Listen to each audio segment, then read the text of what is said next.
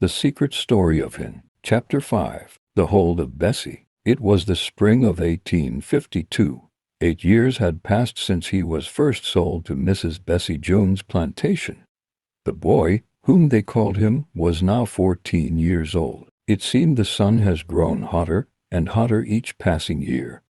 The rule under Miss Bessie's torturous ways have also grown harsher. Hin's days felt like weeks, his weeks felt like months, and months like years. Mrs. Bessie was a 50-year-old woman. She was a pig of a woman, a towering figure at about 6 feet 2 inches and over 300 pounds. Her pale white freckly skin almost looked transparent. You could see and count the green veins in her legs and arms. Her musty, fishy-smelling body always sickened him. Her then red, patchy cat-like hair could barely cover her skull. So she wore wigs. She'd had hundreds of them made. In fact, all the cushions on the sofas and chairs in the big house were also made from hair of the enslaved on the Jones plantation. Miss Bessie had a particular obsession with collecting the hair whenever the enslaved women were sheared like sheep each summer. She'd have the coarser hair separated for stuffing furniture, claimed it held shape better than horsehair or cotton. The softer, longer strands went to the wig maker in Yazoo.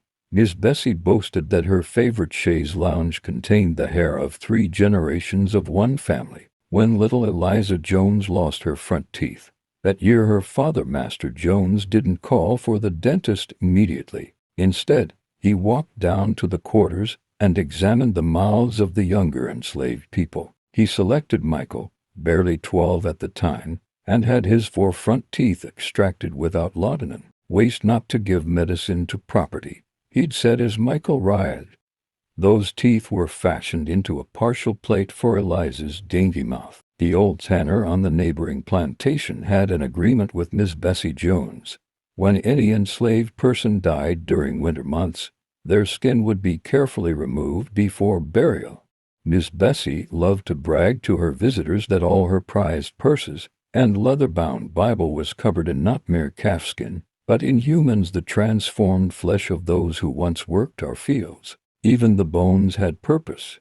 When Lucius tried to escape and broke his leg in the attempt, the leg became infected and required amputation. Lucky George sent the severed limb to his physician brother in Richmond, who used the bones to demonstrate surgical techniques to his medical students. The physician kept a collection of skulls from deceased enslaved people, carefully labeled with their plantation of origin, which he used to lecture on the natural inferiority of the African race.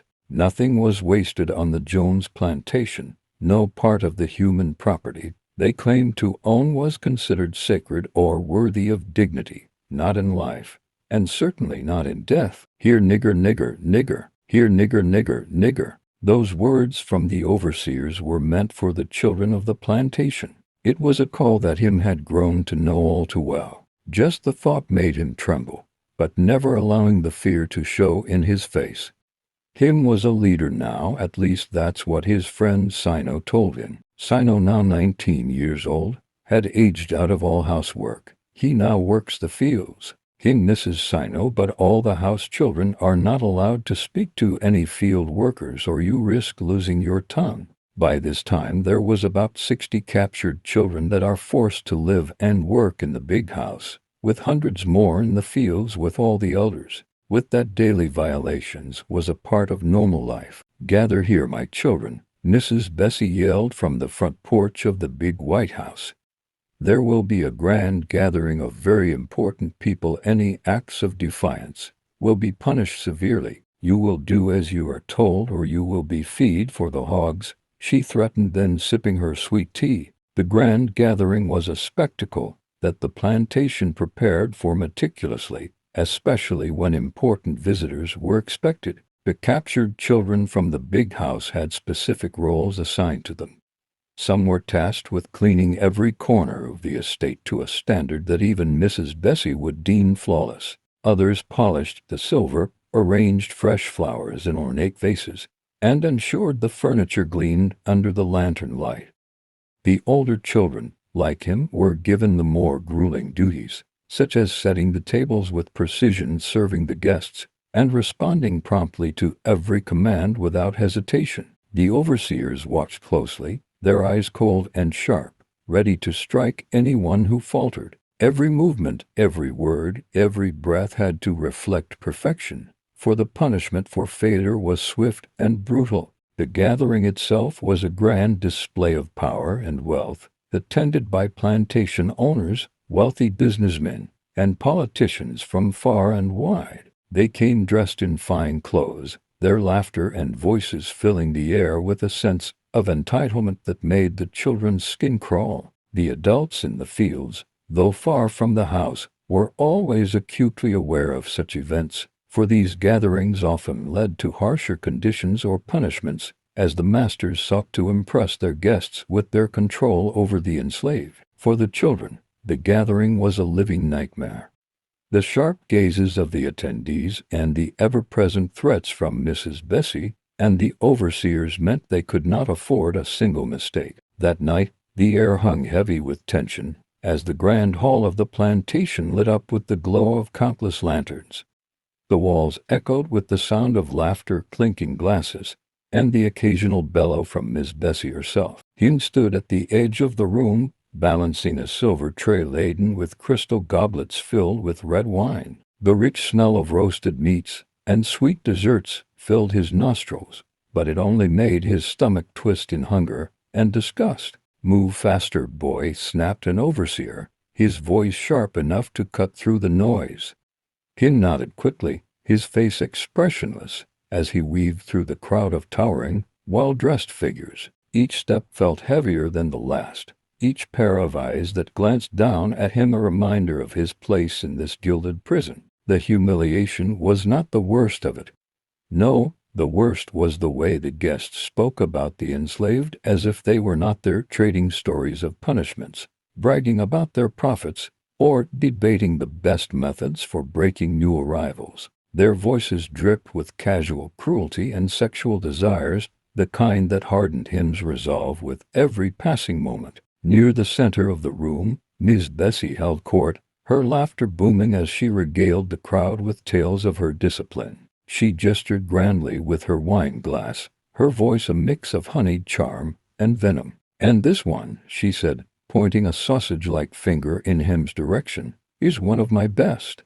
Strong, obedient, and clever, it's hard to find such qualities in their kind, but when you mold them right, even the wildest can be tamed." Him clenched his jaw but kept his head bowed, hiding the rage that bubbled beneath the surface.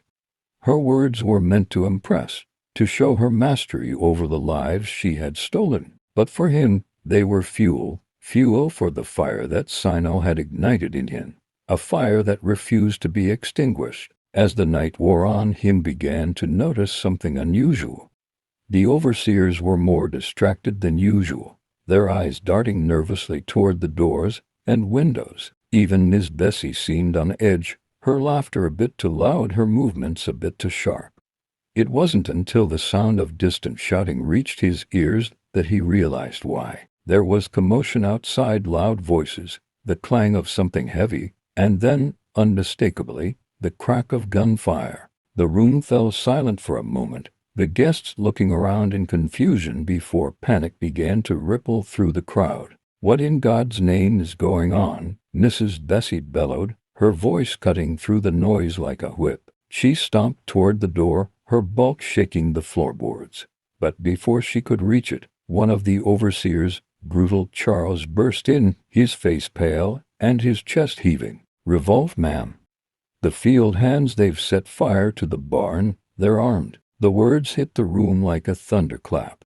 The guests recoiled in shock, some clutching their pearls, others shouting orders, or scrambling for the exits. Mrs. Bessie's face turned a deep shade of red, her eyes narrowing as she barked, "Seal the house. Don't let a single one of them near my property." Amid the chaos, him saw his opportunity. The overseers were distracted, the guests in disarray. He slipped out of the grand hall, his heart pounding as he navigated the familiar halls of the big house. He wasn't running to escape, no, not yet. There was something he needed first. He found it in the kitchen, a small knife, sharp and sturdy. He tucked it into the waistband of his tattered pants, his mind racing. The fire in the distance cast an orange glow through the windows, and the sounds of rebellion grew louder with each passing moment.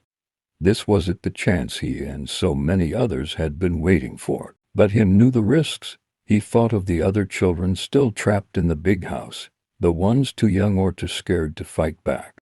He thought of Sinoe and the promise he had made to himself that day in the courtyard. He couldn't fail them, not now. Knife in hand, and resolve hard as steel, him turned back toward the grand hall, ready to do whatever it took to bring Mrs. Bessie's reign of terror to an end. The chaos that erupted after the barn fire seemed, at first, like a glimmer of hope. Armed field hands surged toward the big house, their voices raised in defiance, their torches blazing against the night sky. Him's heart pounded as he crept through the shadows, clutching the knife he'd stolen from the kitchen. He knew the risks were immense, but he also knew that freedom was worth any price. But freedom would not come that night. Old Dirty Dog John, an older man who had worked the fields for decades, had betrayed them, whether out of fear, desperation, or a misplaced sense of loyalty. John had told Mrs. Bessie everything, every detail of Sinoe's plan, every name of those involved. Even the timing of the uprising, it was all laid bare before it could come to fruition. The overseers were ready. Armed with whips, rifles, and brutal efficiency, they descended upon the field hands like wolves upon sheep. The rebellion was crushed before it could fully take shape. Him, hiding behind a stack of firewood near the kitchen door, could only watch in horror as one by one the rebels were dragged back toward the big house, blooded and defeated. Sinoe's name was the first shouted by Mrs. Bessie as she stood on the grand porch, her face twisted with fury. "Bring him here," she bellowed, her voice carrying over the frantic cries of the captured.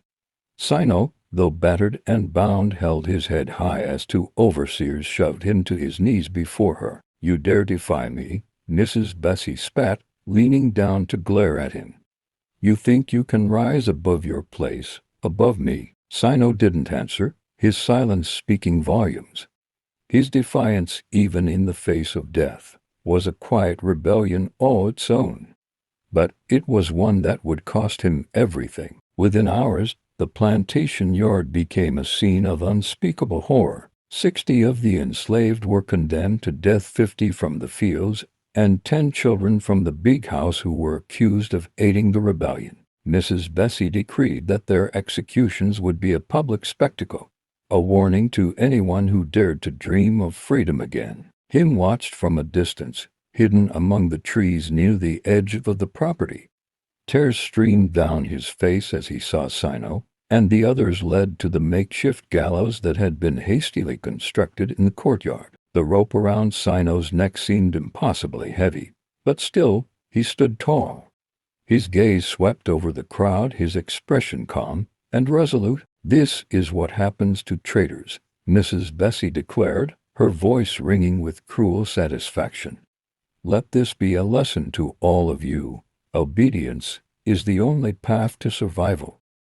As the first rope tightened around Sinoe's neck, Him bit his lip so hard he tasted blood. He wanted to scream, to rush forward with his knife and cut them down, but he knew it was futile. If he moved now, he would be caught, and their sacrifices would be in vain. One by one, the condemned were hanged. The younger children went first, their cries silenced by the brutal efficiency of the overseers. The older ones followed, their faces etched with grief and defiance. Sinoe was the last. As the rope tightened around his neck, his voice rang out one final time. "Rise, sunrise, rise," he said, his words clear and unwavering.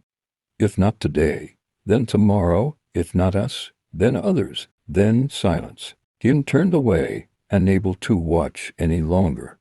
He fled into the swamps, his breath coming in ragged gasps, as he ran further and further from the plantation. The whispers of old Dirty Dog John echoed in his mind, a cruel reminder of the betrayal that had led to this moment. But it wasn't John's voice that lingered as he stumbled deeper into the night. It was Sinoe's. We will be free. Now rise, sunrise, rise. Those words are his mantra, a promise, as he vowed to honor the lives that had been lost. They had failed tonight, but the fight wasn't over. It couldn't be, not while he's still breathing. Him wandered the countryside for days, the Mississippi Delta stretching endlessly around him. The swamp light filtered through the dense canopy of cypress trees, casting a muted, greenish glow that seemed to cling to everything. The air was heavy with humidity, and the occasional bursts of sunlight through the clouds made the oppressive heat even worse.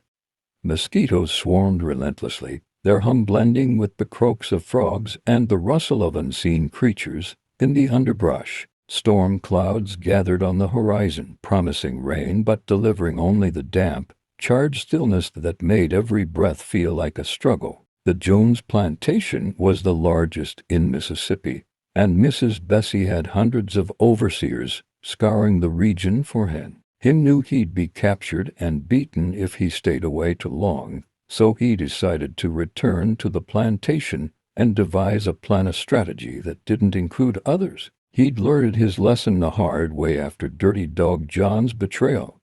John, who was never allowed to bathe, was as foul-smelling as his treachery, and his actions had cost Sinoe his life. Sinoe, who had been like an older brother, the only family him had ever known besides Mama Kalisa. Him loved Sinoe.